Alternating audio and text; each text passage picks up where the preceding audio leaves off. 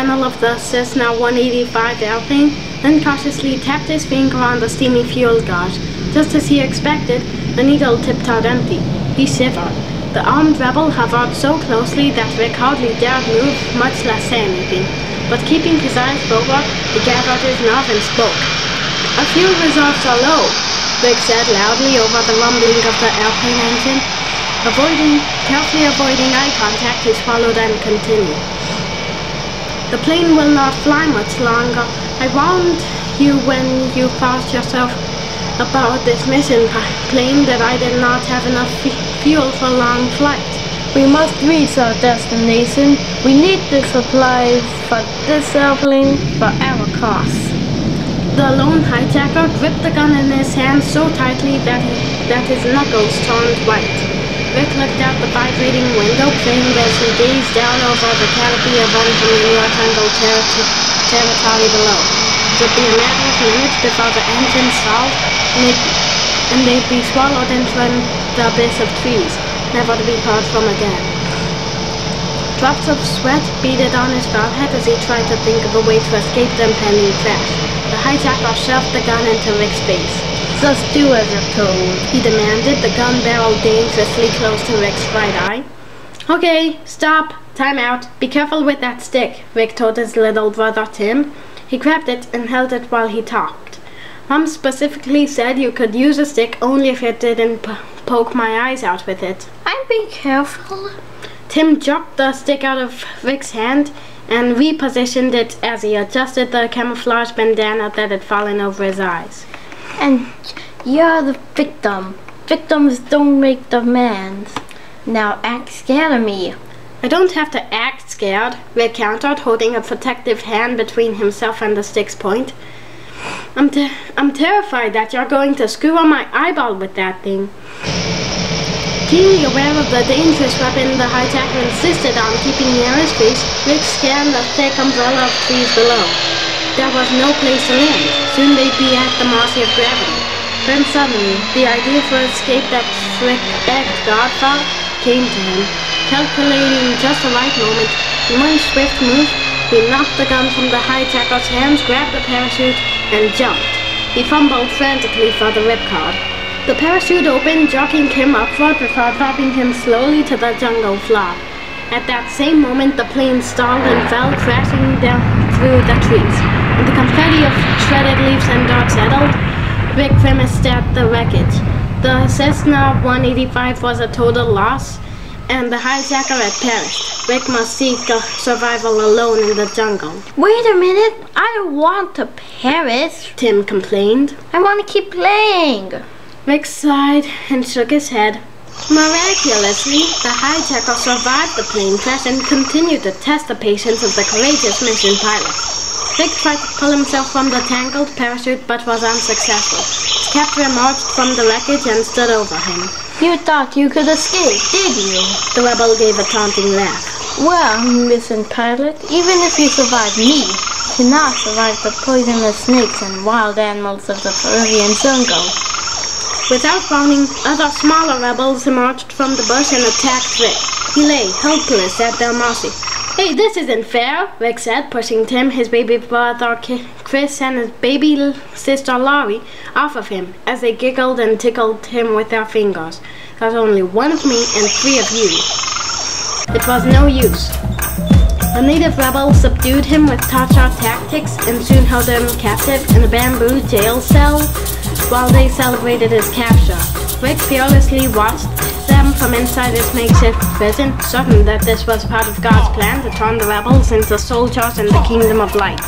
The village warrior princess came out of her hut. "Are you hungry?" she inquired. Her voice was kind. "What?" Rick asked. "I said, are you hungry?" Mom repeated.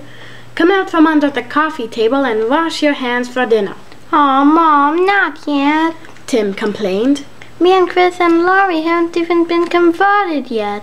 "Excuse me," Mom said, picking Chris up and tickling under his arms. "The village warrior princess has spoken.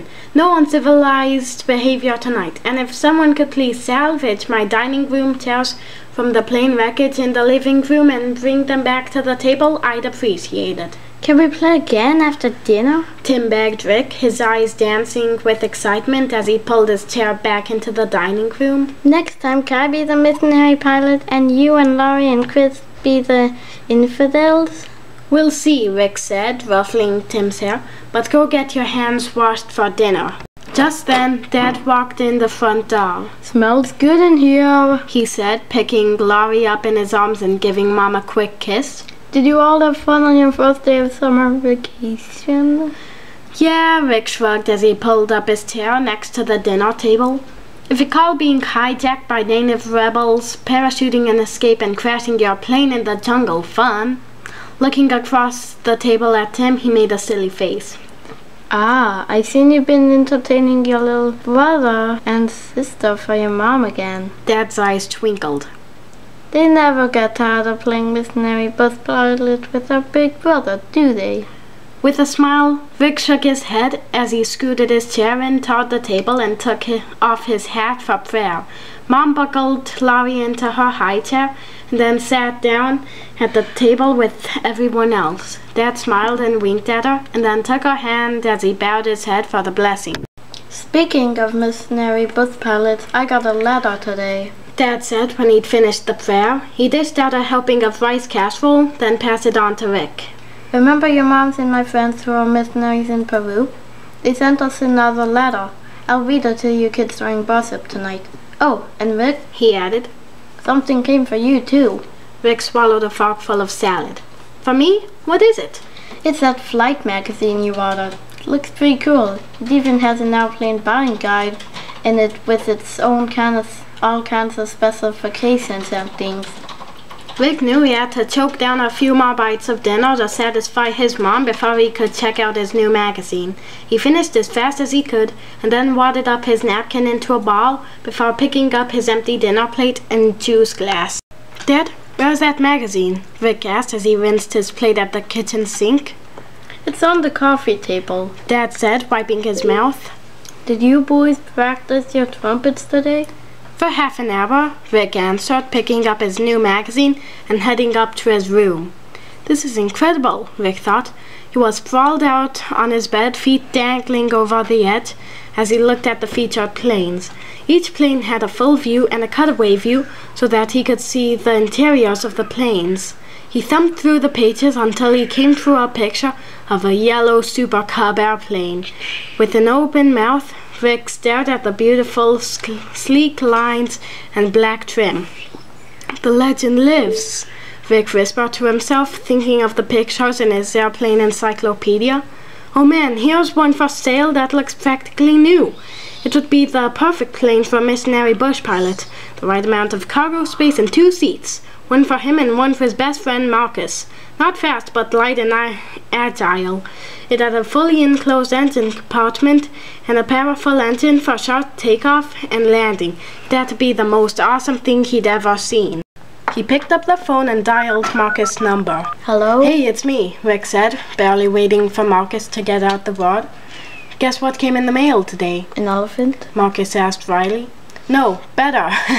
Rick laughed. It's this magazine I've been waiting for. I'll show you tomorrow. You've got to come over and see this. All right. Marcus sounded dejected. But I got to get my room clean first. Why? Rick moaned. It's the first day of summer vacation. I know. Marcus sighed. But Mom told me she can't remember the color of the carpet because of all my stuff.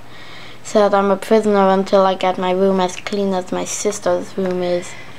Rick slapped his own forehead with the palm of his hand and dropped to the carpet. No, your sister is a pathological neat freak. She might as well have said you're grounded forever. I know, Marcus said. Mom's unmerciful. Well, hurry up, Rick demanded, and get over here as early as possible. I'll try. He didn't sound hopeful. But if you don't see me right away, it's because I've been detained by enemy forces. He paused, another loud sigh. Oh, guess what? Somebody's moving in across the street from your house. I just saw the moving truck today. Any kids our age? Rick asked, scrambling up off the floor to look out the window. I don't know, Marcus said. I saw the guys unload a bike, so maybe we'll have to check it out. Hang on a second. my sister is saying something to me. Rick heard Marcus cover the phone with his hand in some muffled conversation before his friend got back to the line. I have to go. Carly wants to use the phone and she won't leave me alone until I let her. If only my sister would use her powers for good, not evil. Rick smiled. He could hear his mom calling him downstairs for their evening worship time. I have to go anyway. See you in the morning? I hope so. Rick hung up the phone and peeked out his bedroom window once more at the house across the street. Sure enough, its lights were on, and through the window, Rick could see moving boxes piled high in the living room. Rick, are you coming? Dad called. Rick sauntered down the stairs and plopped himself on the couch, pulling his little brother Chris onto his lap. Mom, Tim, and Laurie were snuggled in on the love seat, and Dad was in the recliner with his reading glasses on. Closing his eyes, Rick let his imagination travel to Peru as he listened to Dad read. The stories that came in the letters from the missionaries always left his imagination reeling. He could almost hear the screams of hungry jungle animals and the high whine of blood-sucking insects buzzing in his ears. He imagined hostile men and women trying their best to stop the work of the missionaries and the miraculous circumstances surrounding rescues from plane crashes and other situations where God intervened against all opposing odds. Rick knew one thing for sure: a missionary couldn't be a wimp. They had to be ready for anything, and they had to be filled with the Holy Spirit and have faith in God as strong as iron. Rick could imagine himself flying low over the jungles in his shiny yellow Super Cub, hauling medical supplies to distant villages, living on the cutting edge of faith, and resisting evil forces by fulfilling assignments for God. Everyone sat in silence for a moment when Dad finished reading the letter. "It sounds like they need supplies," Mom said, a thoughtful look on her face, "especially diapers and other things for babies. We should package some to send for the mission."